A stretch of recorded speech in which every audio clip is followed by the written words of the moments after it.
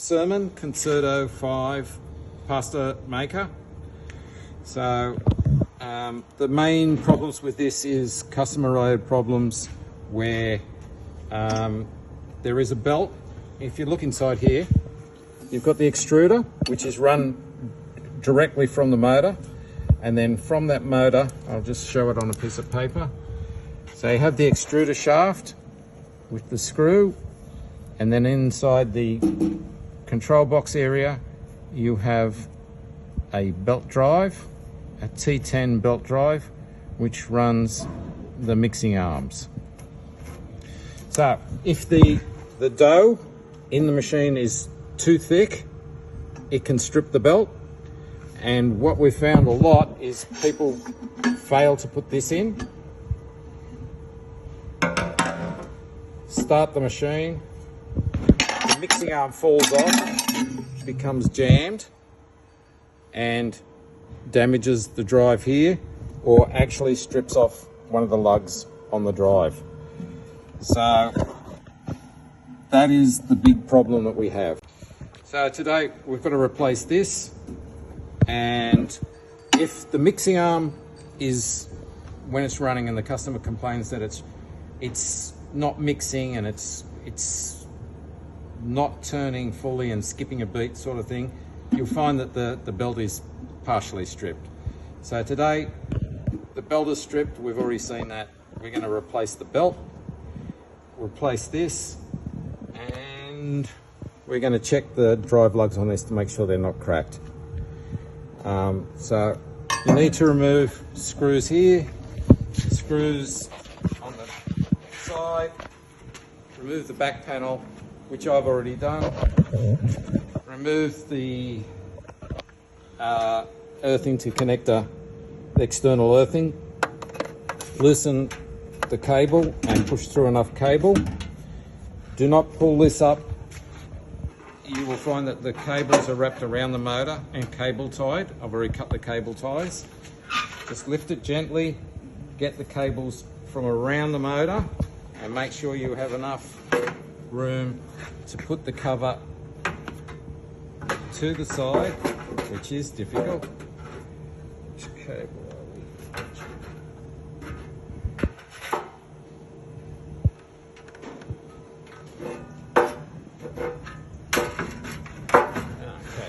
Power lead. And put that as far aside without ripping out any cables, because if you rip out cables, you've got to find where they go. So we'll have a look at the machine. There are our T10 cogs and our T10 belt. This is, you can see that it's stripped. It's not flat anymore, so we've got to get into that. So unfortunately we have to remove the PC board, and we can remove that, so we gain access to a nut at the back for the shaft.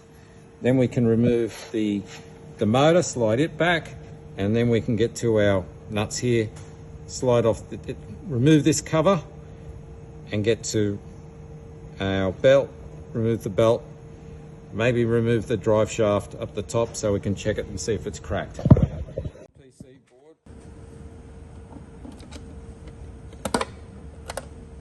So, as you can see, there's not much room in there.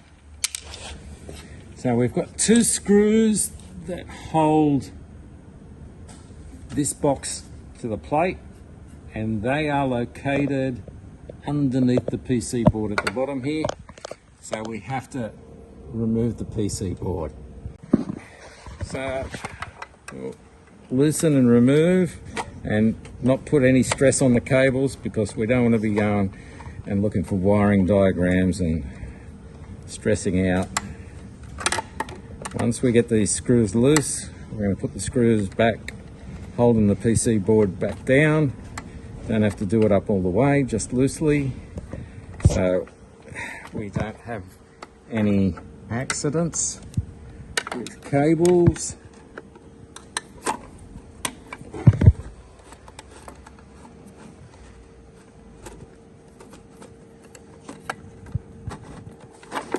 So our box is loose. We're going to get our PC board screws. It's always better to be safe than sorry. Now we've got to find where that is anchored. And I think one screw will be enough to hold it in position. So we've got that done. So now we can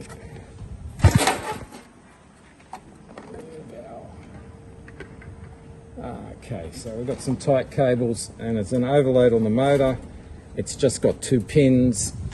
So we've got our thermal cutout there on the motor. If the motor gets too hot, that'll open circuit. It's auto reclosing. So we'll just disconnect both cables. There's no polarity involved. It's just a straight, normally closed switch. So we can just disconnect them and we can now move our PC board around. And that leaves us with our bracket that holds it down, our nut, our bolt that we wanted to get to, and now we're going to have to jack up the machine so we can get to the bolts underneath so we can remove this whole bracket. So while everything's done up, we're going to get our 13mm spanner and we're going to undo the shaft bolt. When we put this bolt in, we're going to put some Loctite or something, just a low grade Loctite, because we don't want this bolt coming undone when we assemble it. So, and you can see from me undoing it that it has got Loctite on it already.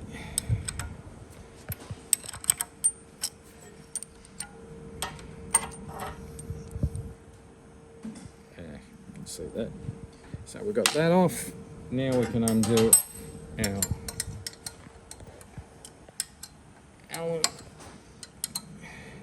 heads. And we need something to jack it up with. So slip something underneath. It's going to give us some support.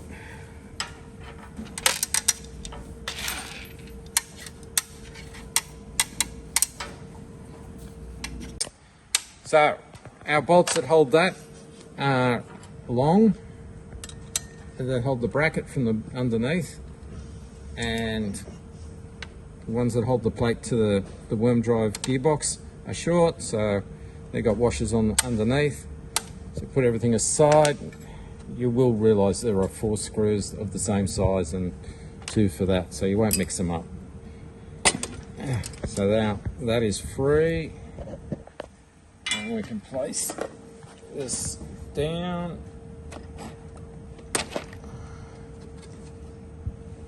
Okay.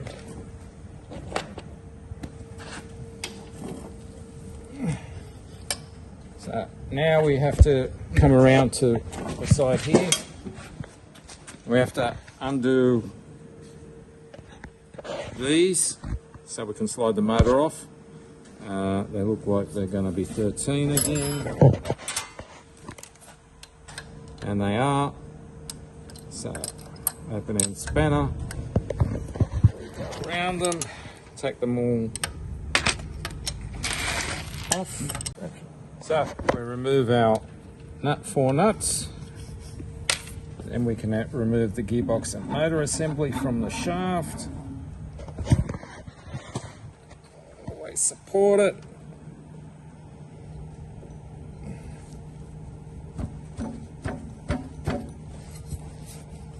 So unfortunately we've already struck a problem. One of the bolts was tight and is stripped inside, so we'll have to replace the bolt, run a tap down through this, but unfortunately this is now loose. This is held in place by a cap head screw from Allen head screw from this side. So we have to remove the front of the machine so we can take the plate off, remove the front of the machine so we can tighten this up, and when we do our reassembly. But for the moment, we're just going to move the motor to the side, and we're going to take our plate off. As we can see, the belt has stainless steel bands in it, and we can see they've been ripped out. That's part of the actual pulley.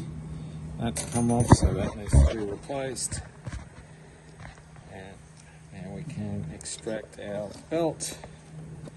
So we're going to get rid of all of our bits of belt. Have a look at the belt. So it's stretched there. The teeth are ripped off. The belt is garbage. So, the large pulley is actually not in a bad condition.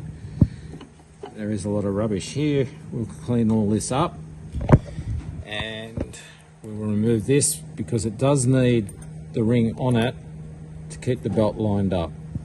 There's nothing to keep the belt lined up here. It's all done up here. So we need to remove this. So we've got another circlip to remove.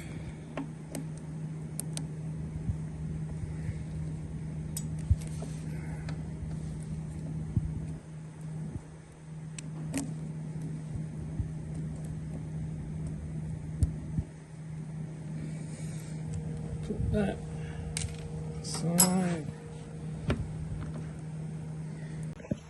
2 pry bars or 2 large screwdrivers. Get behind there.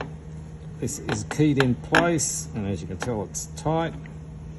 So we're going to just move it gently forward.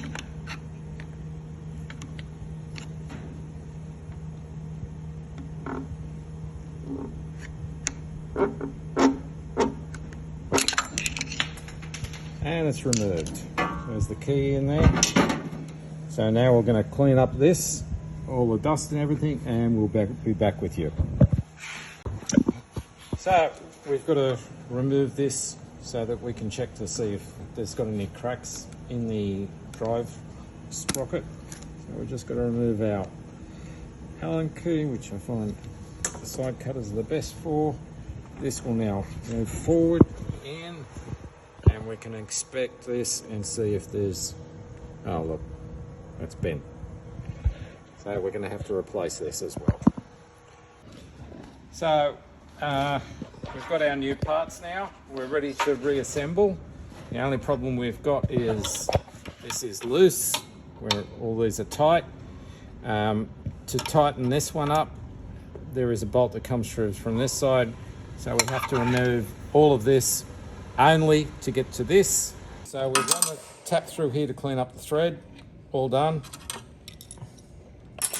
So now it's loose. So we have to take off this front portion to access the bolt, which is these 4 screws here, which have been pre-loosened.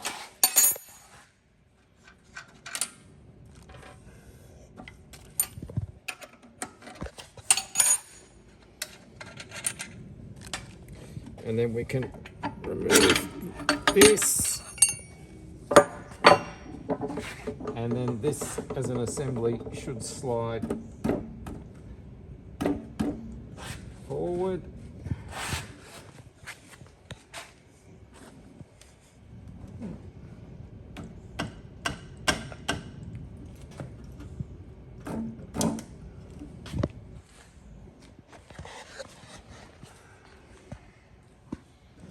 So we've got those 4 off, and there are 2 here.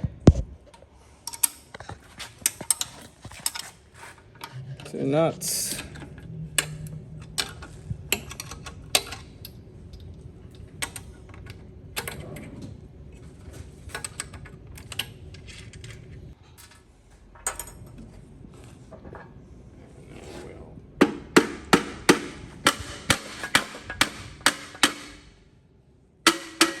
Tap that forward. We to get enough access to get an Allen key in there. A little bit more.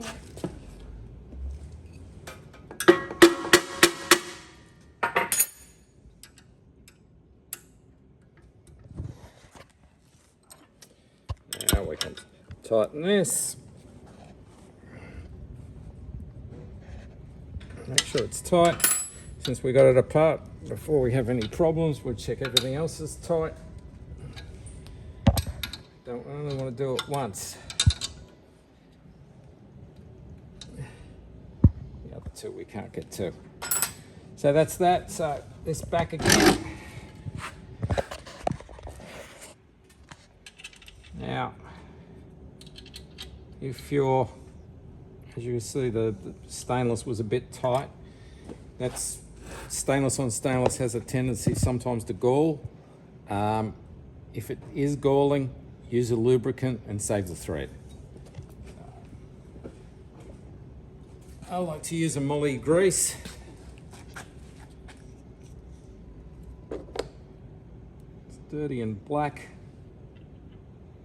but it allows everything to turn without stripping.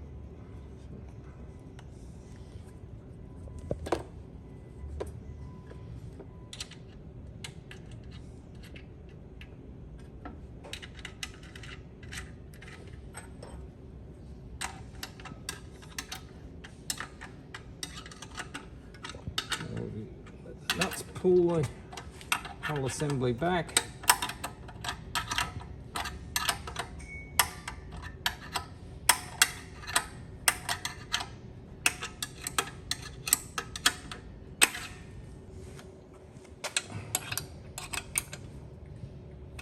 Okay, then we're going to put our,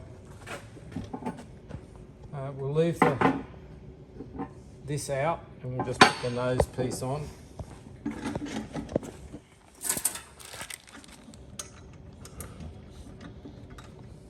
We'll leave that out because we don't want to have it not in properly. We can always just remove the front of the nose and slide the spiral back in later.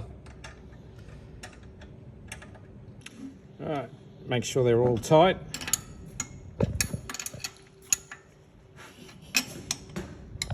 And then we're ready to start assembling. So we'll put our shaft in that operates the mixing arm. Do you have the broken shaft, Derek? Yeah. You can show us what you're changing. Okay. So that's the difference between the shafts. You probably can't see on that angle, but you can see that this is bent from there. So we don't want to risk it. There's a lot of work, a lot of time in putting it together. Line up the bearing, push past the seal, and we're ready.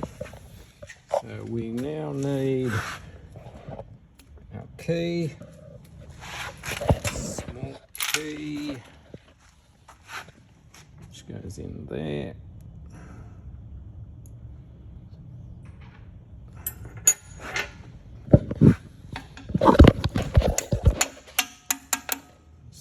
In. It's tight, it's going to hold it.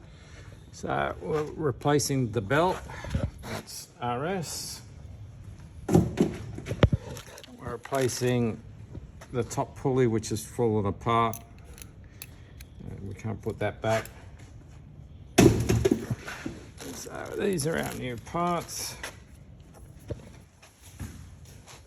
Hold that. Our shaft. On up our key.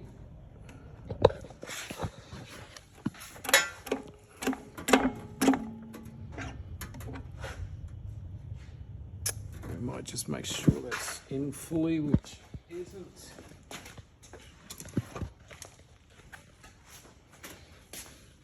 I'm going to make sure that. Ah, that's better. So that key's now fully home. Got that lined up. So we need a circlip for the outside. So we've got our circlip pliers. Make sure it's not going to fly off. Make sure it clicks into position. It's not going to come off. So our damaged bolt goes in the bin. New bolt. 1, 2, 3, 4, 5. There's our belt. You gave that a good thorough clean. Yes, it's all been cleaned out. We remove the circlip again. As I get it in the hole. We're going to pull the shaft out.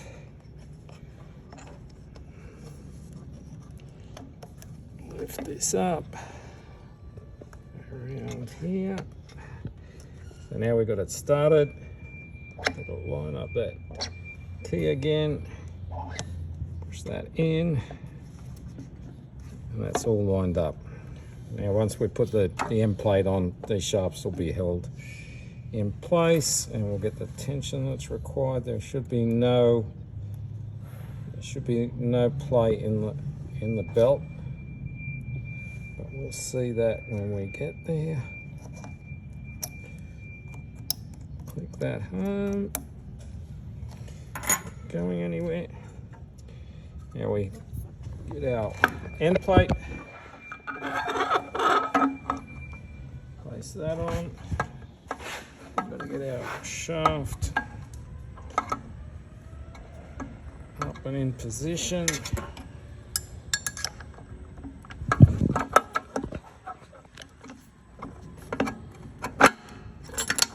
We got that started.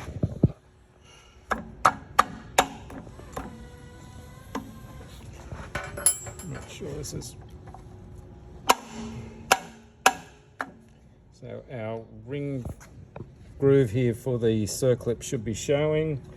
It's not at the moment. Get our bolts. We might just put just a tiny little bit so they don't go.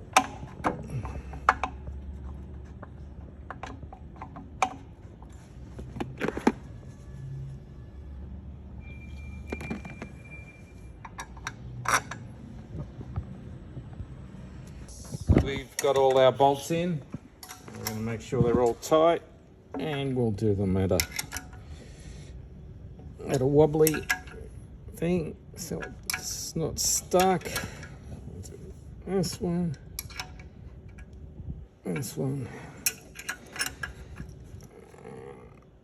that one,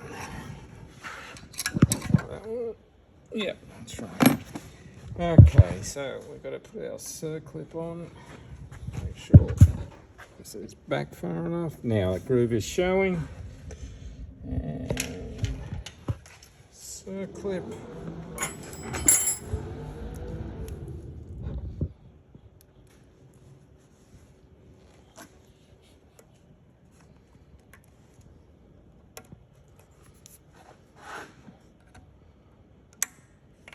So that retains the shaft there, so it's very important.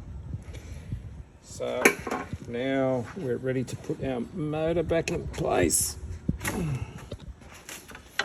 We need our key for the keyway. And because we can't turn the motor from here, we have to turn this to line it up with that. And what we'll do is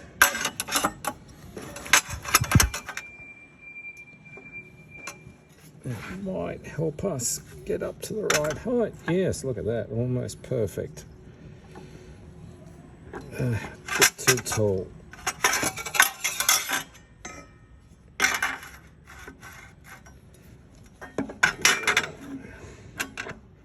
Okay, it's helping us support the motor. Get that keyway lined up. And there we go. Got it on.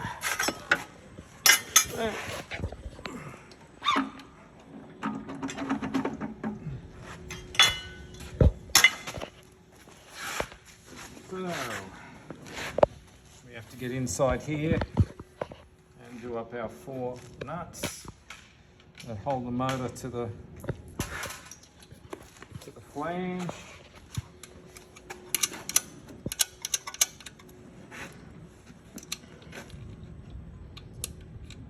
Do one on. So we've got our nuts on loosely. We're going to put our shaft nut in. It's got some Loctite on it, not too much, just enough that it doesn't fall out. So we're going to use the shaft to pull everything tight. And it's a bit tight because it's got previous Loctite on it, and that'll pull the shaft into the worm gearbox.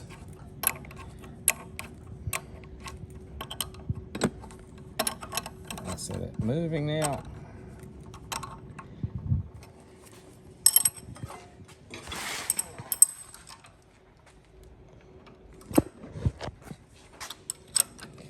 Don't over tighten it because you will distort the washer, but just make sure it's fairly firm. So then our flange goes on and we can put them in by hand.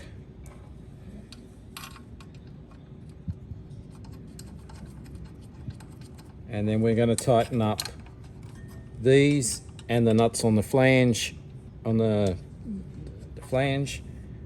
and make sure they're tight. So that's tight.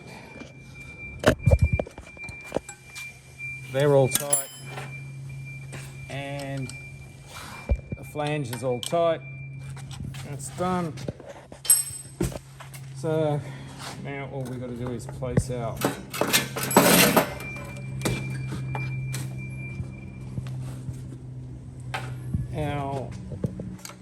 electrical box back.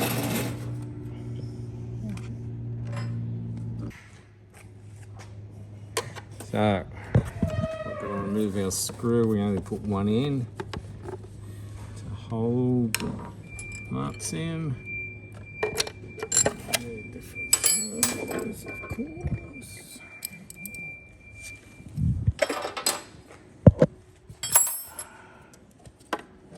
This is our nut.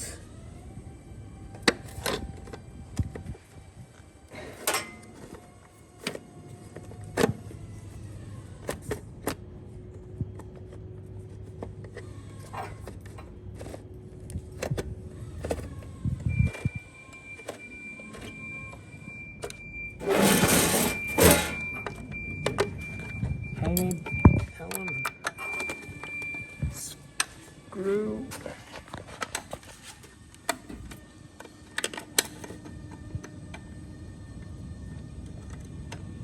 As we find the hole.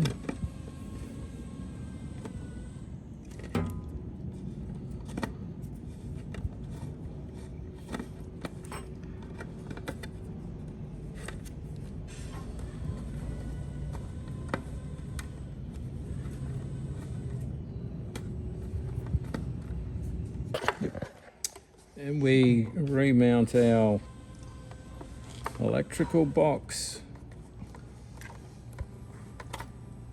And we also have to put in our 2 bolts to go through the bottom and hold the mounting flange for the gearbox, worm drive gearbox.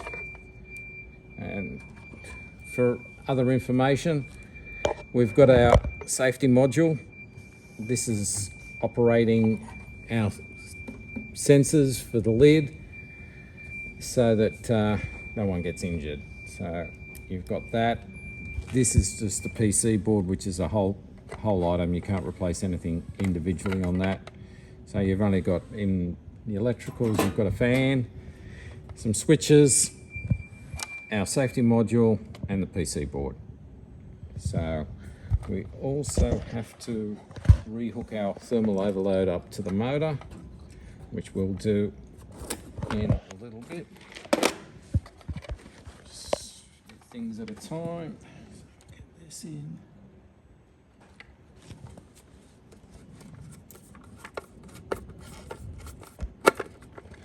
Main thing is don't pull on any wires.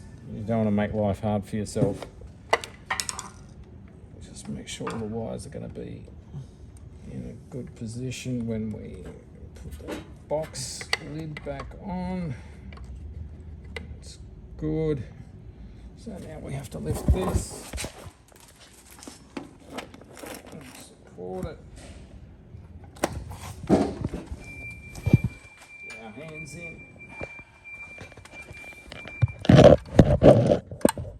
So this is mounting the bottom to this plate. Got 2 of them.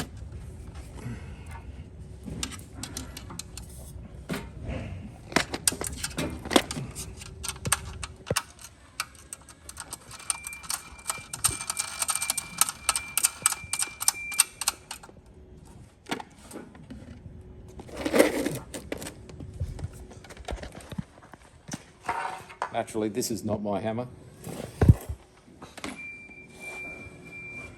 And we tighten them up.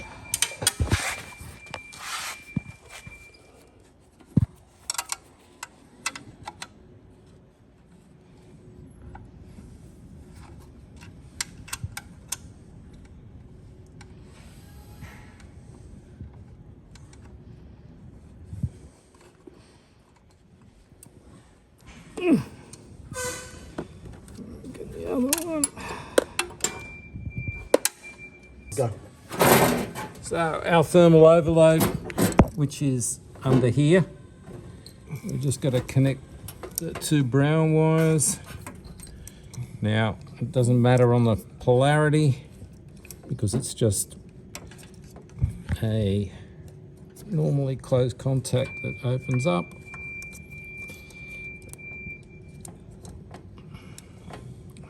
Not sure of what temperature it is, but if it does open up and it keeps cutting out, check your fan spinning and not loose. So now we've got all that done, we're going to put the cover on our control box. 3, 2, 1. So we've got our last screw in. We made sure that we didn't pinch any wires. Everything was inside, so that's done. Now we've got to put our cover back on, connect up our equal potential bond, which goes on the outside, and we've got to put all our cables neatly. And then we'll put some cable ties on them after.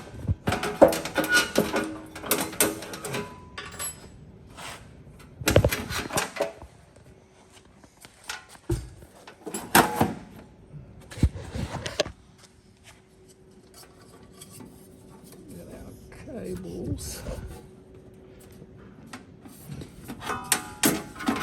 I notice you're keeping the wires away from the fan. Yeah, well, they only make the wires long enough to go around the side. So you got to do that. And then we're just going to put some cable ties on there.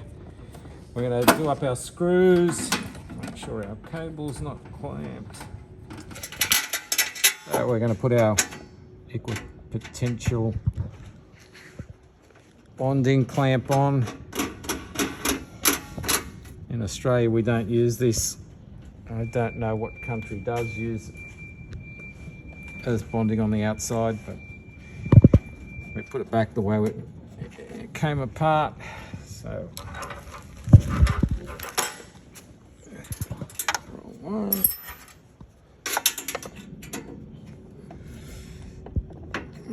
So when we finish the repair, we've got to check the earth and make sure that everything is safe. 2 nuts had come loose and fallen off inside, so we're going to make sure they're in place. Then once we're finished,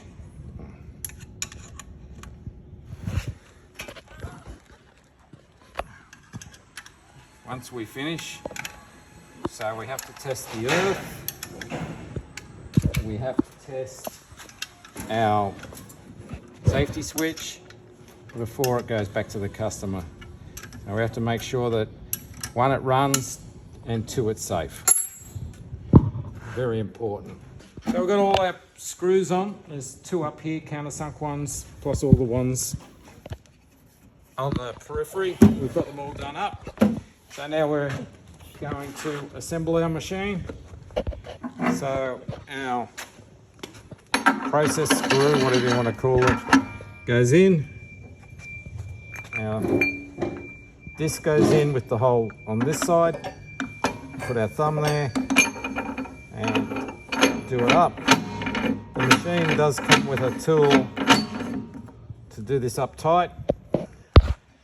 Now, the reason this was damaged was someone put the mixing arm in and then left it like that, closed the lid and turned it on. The support shaft must be in always, and it must be locked in position so it can't move. That is the most important thing. Otherwise, you'll break this, break the drive spigot, and strip the belt. So, it's assembled properly. We're now just going to test to make sure it's earthed. So, simple ohms test from the earth pin to the body of the machine, and it should be reading 0 ohms. So it's safe. We're going to check that the lead is tight, so no one's going to pull on it and put stress on the connections. We're right to connect up the power. We're going to start the machine. Everything's turning, no unsightly noises that we don't know about, and it stops when you open the lid. Start again and it stops. Start it again, stop it, and 2, 3. That's when it's extruding. So when we'll look through here, when it's mixing, the feed screw is screwing this way, so it's not forcing product out of the die. When you're putting it on to extrude, you've got to hold it for 3 seconds.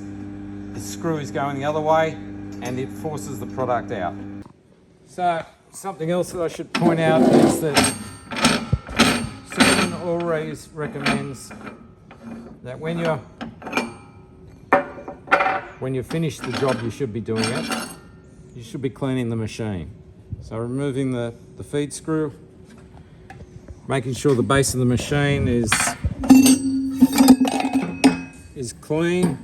So you make sure you get everything out of the extrusion port, and make sure the die is clean. Pasta dough will go hard like a rock. It will jam things up and it just won't work properly.